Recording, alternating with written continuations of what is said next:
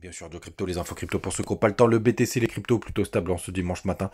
Les gars, il y a pas mal d'indécisions autour des marchés. Il y a beaucoup de choses qui sont en attente. On va traiter de quelques sujets qui sont pas très drôles aujourd'hui. En tout cas, le BTC, on est à 42 500 dollars. Du côté d'Ethereum, pareil, on est stable. On est sous les 3000 dollars. Il y a XRP qui nous a fait une petite poussée. On est à plus 8% ce matin quand il part celui-là.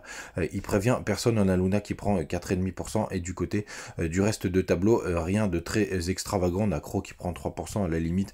Et Bitcoin Cash aussi, 3% pareil pour FTT. Quand on va en weekly, les gars, on voit qu'on est vraiment sur une zone d'indécision. On a une énorme mèche toute seule avec un tout petit corps de bougie. On est en train de buter sur la Tenkan. On est revenu dans le nuage. Idéalement, il faudrait qu'on aille clôturer au-dessus du nuage. Donc ça nous ferait une poussée à 43 000 dollars. Ce serait vraiment pas mal qu'on vienne clôturer ici.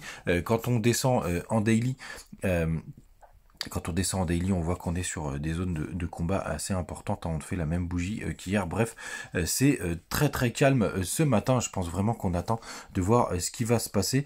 Donc on va en parler tout de suite les gars. Donc oubliez pas, ce soir il y a le Super Bowl à minuit 30. Donc on va y avoir une surexposition du Bitcoin, des cryptos, etc. avec les pubs. Mais je sais pas si ça fera l'effet ou si sera bouffé par la news principale du moment. En tout cas, l'instabilité du moment autour de l'Ukraine et du conflit avec la Russie. Donc je vais pas faire mon expert en géopolitique, je rentrerai pas dans les détails du conflit, je vous laisse vous renseigner, mais en tout cas des guerres comme ça, au-delà de la partie humaine, ça a vraiment des impacts très importants sur les marchés financiers puisque ça devient puisque les actions et même les cryptos sont des indices à risque, et donc dans ces cas-là vous avez une inquiétude des investisseurs, de la smart money, etc. Et effectivement ça peut être un fameux Black Swan comme on a connu avec le Covid, ou qui pourrait avoir un énorme impact et une chute vraiment des cours des cryptos et en général du marché boursier. Donc les gars, restez vigilants. C'est vrai qu'on est sur une zone assez pénible en ce moment. On sait pas trop dans quel sens ça va partir, mais il faut quand même